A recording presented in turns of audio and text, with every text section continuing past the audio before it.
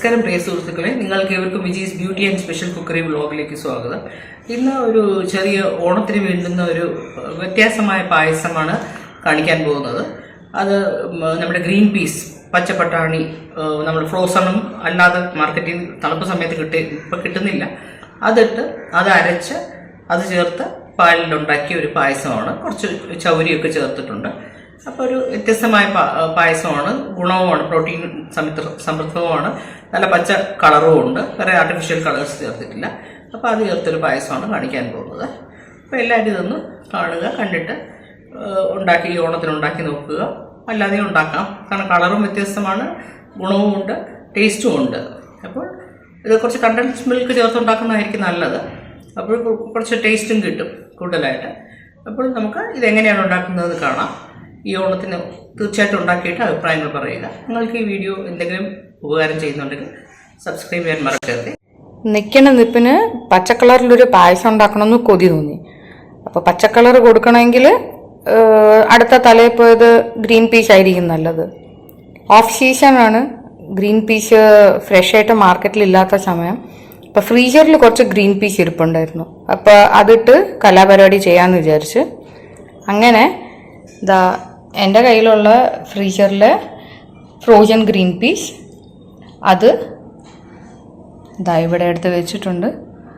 അതിനെ തന്നെ ഒരു 3 പിടിയോളം 2 ഏലക്ക ഇട്ട് അരച്ചു. അതിൻ്റെ പേസ്റ്റാണ് ഈ കാണുന്നത്. പിന്നെ വേണ്ടത് കുറച്ച് ചൊവ്വരി. ഇതുണ്ടെങ്കിലും ഇല്ലെങ്കിലും കുഴപ്പമില്ല, ഇല്ലാതെയും ചെയ്യാം. പിന്നെ കഴിക്കുമ്പോൾ എന്തെങ്കിലും ഒരു വായിൽ കടിക്കാൻ പാകത്തിന് എന്തെങ്കിലും ഒരു തരി ഉണ്ടെങ്കിൽ ഒരു സുഖമാണെന്ന് വെച്ചിട്ടാണ് ചൊവ്വരി എടുത്തത്. കുറച്ച് നെയ്യ് ആവശ്യം വരും.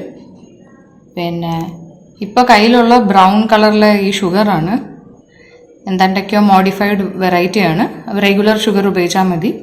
ഇത് വേറെ സ്പെഷ്യൽ വെറൈറ്റി ഷുഗറൊന്നും അല്ല, എന്തോ ഡീകാർബണൈസ് ഷുഗർ എന്താണ്ടോ ആണ്, അതുകൊണ്ട് കുഴപ്പമില്ല. പിന്നെ കുറച്ച് കാഷ്യൂനട്ട് എടുത്തിട്ടുണ്ട്, അതും വറുത്തിട്ടായിരിക്കും ഉപയോഗിക്കുന്നത്, നെയ്യിൽ ചെറുതായിട്ട് വറുക്കും. ഇതിപ്പം പക്ഷെ പച്ച ഫോമാണ്. പിന്നെ കുറച്ച് ഹോൾ മിൽക്ക്, അതായത് പാസ്ചറൈസ്ഡ് മിൽക്ക് തന്നെ, പക്ഷെ ഹോൾ മിൽക്ക്, കുറച്ച് കട്ടി കൂടിയ മിൽക്ക്, അത് ഉപയോഗിച്ച് കഴിഞ്ഞാൽ നല്ലത്. ഇല്ലെങ്കിൽ റെഗുലർ മിൽക്ക് ഉപയോഗിക്കാം. ഇനി പതുക്കെ കലാപരിപാടിയിലേക്ക് കിടക്കാം. ചൂട് നോൺ സ്റ്റിക്ക് വെയർ എടുത്തിട്ടുണ്ട്. ഇഷ്ടമുള്ള എന്ത് തരം പാത്രവും എടുക്കാം. അതിൽ ആദ്യമായിട്ട് കുറച്ച് വൈറ്റ് ഓയിൽ, കുറച്ച് ബാക്കി നെയ്യ്. പൊതുവേ ഞാൻ ഫുൾ നെയ്യ് പ്രിഫർ ചെയ്യാറില്ല. കുറച്ച് മിക്സിംഗ് ഓഫ് ഗീ ആൻഡ് ഓയിലാണ് പ്രിഫർ ചെയ്യുന്നത്. അതാകുമ്പം കൂടുതൽ ആ ഒരു ചവർപ്പ് വരില്ല. ചിലർക്ക് നെയ്യുടെ ടേസ്റ്റ് വലിയ കൂടുതൽ താല്പര്യമില്ല. അതുകൊണ്ട് കുറച്ച് എണ്ണയും കൂടെ ചേർത്ത് ചെയ്യുന്നതായിരിക്കും നല്ലത്. ഉദ്ദേശം ഇപ്പം ആദ്യം ആ ഗ്രീൻ പീസിനെ ഒന്ന് പേസ്റ്റാക്കി ഗ്രീൻ പീസിനെ വഴറ്റിയെടുക്കുക. ഇപ്പം ഇത് ചൂടായി വരുന്നുണ്ട്. ഇതിലേക്കിപ്പം പേസ്റ്റാക്കി വെച്ച ഗ്രീൻ പീസ്, ഇതിൽ 2 ഏലക്കയും കൂടെ ചേർത്താണ് അരച്ചിട്ടുള്ളത്. ഇനി ഇതിനെ ലോ മീഡിയം ഫ്ലെയിമിൽ ഒന്ന് വഴറ്റി ഇതിന്റെ കളർ മാറുന്നവരെ, പച്ചമണം മാറുന്നവരെ ഒന്ന് വഴറ്റിയെടുക്കുക എന്നുള്ളതാണ് ഉദ്ദേശം. ഇവിടെ ഇപ്പോൾ നമ്മൾ ആ നെയ്യ് ചേർത്ത് വഴറ്റി അടച്ചു ഇടയ്ക്കൊന്ന് വെച്ചിട്ടുണ്ട്, ആ പച്ച ടേസ്റ്റ് ഒന്ന് പോകാൻ വേണ്ടി. ഇടയ്ക്ക് ഒരു 2 ടീസ്പൂൺ നെയ്യ് ചേർത്തിട്ടുണ്ട് കേട്ടോ, അല്ലെങ്കിൽ ഒന്ന് പാൻ വിടാത്ത ഒരു പരുവത്തിലോട്ട് ആവുന്നുണ്ടായിരുന്നു. ഇപ്പൊ എന്താ സൈഡൊക്കെ വിട്ടു തുടങ്ങിയിട്ടുണ്ട്. അപ്പൊ ഇതിൽ നമ്മൾ ബേസിക്കലി 4 ഏലക്കയാണ് ഇടിച്ച് ചേർത്തിട്ടുള്ളത്, കുത്തി ചേർത്തിട്ടുള്ളത്. ഇപ്പൊ ഏകദേശം പാൻ വിട്ടു തുടങ്ങി, അതായത് ഏകദേശം വഴണ്ടു. ഇനി അടുത്ത ഉദ്ദേശം ഇതിലോട്ട് നമ്മൾ ഹോൾ മിൽക്ക് ചേർക്കുക. ഹോൾ മിൽക്ക് ഉണ്ടെങ്കിൽ നല്ലത്, ഇല്ലെങ്കിൽ റെഗുലർ മിൽക്ക് ഏതാണ് അവൈലബിൾ എന്ന് വെച്ച് കഴിഞ്ഞാൽ അത് ചേർത്താലും മതി. ഇത് ഏകദേശം 1 ലിറ്ററിന്റെ കാർട്ടണാണ്. ഞാനിപ്പോ തൽക്കാലം 1/2 ലിറ്റർ ഒഴിക്കുകയാണ് ഏകദേശം. ഇനി ഇത് തിളപ്പിക്കാൻ വേണ്ടി നമ്മൾ വെക്കും. ഉടനടി പഞ്ചസാര ചേർക്കില്ല. ഇതൊന്ന് നന്നായിട്ട് ഇളകിയതിന് ശേഷം താമസിയാതെ ചവ്വരിയും കൂടെ ചേർത്ത് ഇളക്കുന്നതായിരിക്കും. അപ്പം ചവ്വരി ഒരു 2 മണിക്കൂറോളം ചവ്വരി കുതിർക്കാനായി വെച്ചിട്ടുണ്ട്. സോഫ്റ്റ് ആയിട്ടുണ്ട്. പക്ഷെ ചവ്വരി ഒന്ന് നന്നായിട്ട് വെന്തില്ലെങ്കിൽ ശരിയാവില്ലല്ലോ. അതുകൊണ്ട് ഇതിന്റെ കൂട്ടത്തിൽ ഒന്ന് ഇട്ട് തിളപ്പിച്ചെടുക്കാനുള്ള ഉദ്ദേശമാണ്. ഇതാ നോക്കി നോക്ക്, പതുക്കെ ആ ഗ്രീൻ കളർ, ആ ഗ്രീൻ പീസിന്റെ കളർ സർഫേസ് ചെയ്ത് വരുന്നുണ്ട്. റെഡ്യൂസ് ചെയ്ത് വരുമ്പോഴേ ഏകദേശം ആ കളർ വരും എന്നുള്ള ഉദ്ദേശത്തിലാണ്. അപ്പൊ ഞാൻ എന്താ തൽക്കാലം ഒരു 3/4 ലിറ്ററോളം പാല് ഒഴിക്കുന്നുണ്ട്. ഇത് കുറച്ച് റെഡ്യൂസ് ചെയ്ത് എടുക്കേണ്ടി വരും. പക്ഷെ ഒരു തുള്ളി വെള്ളം ചേർക്കില്ല. ആ പാലിൽ തന്നെ റെഡ്യൂസ് ആയിട്ട് വരുമ്പോൾ മിൽക്ക് മെയ്ഡ് ഇല്ലാതെയോ, അതുപോലെ പലരും ഖോയ അല്ലെങ്കിൽ മിൽക്ക് മെയ്ഡ് ഇതൊക്കെ ആഡ് ചെയ്ത് കുറച്ച് ഫ്ലേവറിംഗ് ആയിട്ട് ചേർക്കും. അങ്ങനെ ചെയ്ത് കഴിഞ്ഞാൽ ടേസ്റ്റ് കൂടും. പക്ഷെ അത് ഇല്ലാതെയും നമുക്ക് മാനേജ് ചെയ്യാൻ പറ്റും. പിന്നെ ഇതിന്റെ ഉദ്ദേശം തിളപ്പിച്ചിട്ട് ഇതിനെ റെഡ്യൂസ് ചെയ്തൊന്നെടുക്കുക. ഇപ്പോ ഇതില് പതുക്കെ ഒരു തിള വരുന്നുണ്ട്. മീഡിയം ഫ്ലെയിമിലാണ്. ഇപ്പം ചവ്വരി വേവിച്ചെടുക്കണം എന്നുള്ള ഉദ്ദേശത്തിൽ ചവ്വരി ഇതിലോട്ട് തട്ടി ബാക്കി വേവിക്കാനുള്ള പുറപ്പാടിലാണ് നമ്മള്. അപ്പം ഇതാ ചവ്വരി ആഡ് ചെയ്യുന്നുണ്ട്. ഇതിൽ നമ്മൾ അരിയോ വെർമിസെലിയോ അങ്ങനെ ഒന്നും ചേർക്കുന്നില്ല. അതുകൊണ്ടാണ് ചവ്വരി ചേർക്കാൻ തീരുമാനിച്ചത്.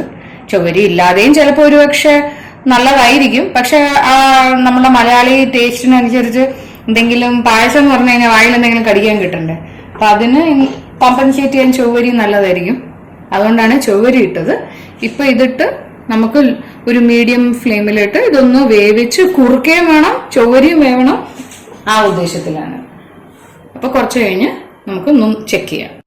അടുത്തത് ഇതൊന്ന് പതുക്കെ ഒരു സിമ്മറിങ് അവസ്ഥയിലാണ്. ചവ്വരി വേവണമല്ലോ. ഫ്രോസൺ ഗ്രീൻ പീസ് ആയതുകൊണ്ട് അത് പലപ്പോഴും ഹാഫ് കുക്ക്ഡ് ആയിരിക്കും കമ്പനിക്കാർ തരുന്നത്. അതുകൊണ്ട് ഒരു കിണ്ണത്തിനകത്ത് ഒരു പിടിയോളം green peas, frozen green peas, അതിനെ കൈ കൊണ്ട് ജസ്റ്റ് സിംപ്ലി റഫായിട്ടൊന്ന് മാഷ് ചെയ്തിട്ടേ ഉള്ളൂ. അതിനെയും കൂടെ ഇതിന്റെ കൂട്ടത്തിലൊരു തട്ടാൻ പോവുകയാണ്. ഇപ്പോഴേ തട്ടിയാല് ഒരുപക്ഷെ അത് വെന്ത് വരാൻ വേണ്ടി സഹായിക്കും എന്നുള്ളതുകൊണ്ടാണ് ഈ പോയിന്റിൽ ചേർക്കണത്. അങ്ങനെ ആകുമ്പോൾ വെന്ത് അതിന്റെ കൂട്ടത്തിൽ പായസം കഴിക്കുമ്പം ആ ഗ്രീൻ പീസ് എന്നുള്ള ഒരു തോന്നലും കൂടെ വരും എന്നുള്ളതുകൊണ്ടാണ്. ഇനി നമുക്കിത് കുറച്ചു നേരം ഒന്ന് വേവുന്ന വരെ പ്ലസ് വെന്ത് കഴിഞ്ഞാൽ വറ്റുന്ന വരെ ഒന്ന് അടുപ്പത്ത് വെച്ച് ചൂടാക്കാം.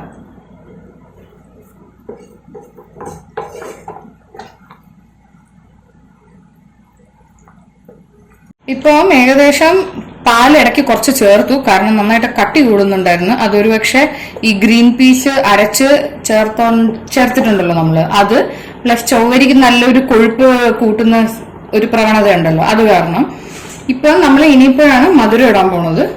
കാരണം എല്ലാരും പറയുമല്ലോ ചവ്വരി ഇടുമ്പോഴത്തേക്കും ബേസിക്കലി അത് വേവില്ല മധുരം ആദ്യമേ ഇട്ട് കഴിഞ്ഞാൽ. എനിക്ക് ബ്രൗൺ കളറിലെ ഈ ഷുഗർ ഇടുന്നതിന് ചെറിയ പേടിയുണ്ട്. വെള്ള പഞ്ചസാരയാണ് ഇത്രയും ദിവസം വീട്ടിലുണ്ടായിരുന്നത്. ഇന്ന് തന്നെ കഷ്ടകാലത്തിന് ബ്രൗൺ കളറിലെ പഞ്ചസാര വന്നിരിക്കുകയാണ്. വെള്ള പഞ്ചസാര തൽക്കാലം വീട്ടിലെടുക്കാനില്ല. അതുകൊണ്ട് കളറ് മാറി ചളാവുന്നൊരു പേടിയില്ലാണ്ടില്ല. എന്തായാലും ചേർത്തിട്ടുണ്ട്. ഇനിയിപ്പം ഈ മധുരം ഒന്ന് ശരിയാവുന്നവരെ കുറച്ച് ബ്രൗണിഷ് ആയി തുടങ്ങി. പക്ഷെ വെള്ള പഞ്ചസാര ഇട്ട് കഴിഞ്ഞാൽ ഈ പ്രോബ്ലം വരേണ്ടതല്ല. ഇനി ഇതിന്റെ മധുരം കറക്റ്റ് ആവുന്നവരെ ഒന്ന് തിളപ്പിച്ച് കുറുക്കി എടുക്കുക.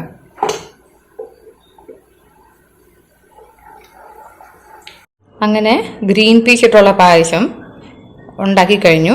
അതിപ്പം സെർവിങ് ബൗളിലോട്ടാക്കി കുറച്ച് കാഷ്നട്ട് ഇട്ടിട്ട് ഗാർണിഷ് ചെയ്തിരിക്കുകയാണ്. ഇതൊരു ഹെൽത്തി വെറൈറ്റി. റെഗുലർ അരിയും വെർമിസെലിയും ഒന്നും ഉപയോഗിക്കാതെ ഗ്രീൻ പീസ് ഇട്ട് ഉപയോഗിക്കുമ്പം ഒരു പായസം ഉണ്ടാക്കുമ്പം കുറച്ചും കൂടെ ഹെൽത്തി ആയിരിക്കുമല്ലോ നോർമലിനേക്കാളും. നിങ്ങൾ തീർച്ചയായിട്ടും വീട്ടിൽ ട്രൈ ചെയ്ത് നോക്കുക. നിങ്ങൾക്ക് ഇഷ്ടപ്പെടുന്ന ഉറപ്പാണ്. മാത്രമല്ല റെഗുലറായിട്ട് കഴിക്കുന്ന റുട്ടീൻ പായസത്തിനെക്കാളും ഒരു വ്യത്യസ്തമായ പായസമല്ലേ. അപ്പോൾ തീർച്ചയായിട്ടും ട്രൈ ചെയ്ത് നോക്കുക. എന്നിട്ട് ഇഷ്ടപ്പെട്ടോ ഇല്ലയോ എന്ന് കമൻറ്റ് ബോക്സിൽ തീർച്ചയായിട്ടും അറിയിക്കുക. വീണ്ടും വേറെ വീഡിയോ ആയിട്ട് കാണാം. നിങ്ങൾക്ക് ഈ വീഡിയോ എന്തെങ്കിലും ഉപകാരം ചെയ്യുന്നുണ്ടെങ്കിൽ സബ്സ്ക്രൈബ് ചെയ്യാൻ മറക്കരുത്. അപ്പോൾ see you in the next video.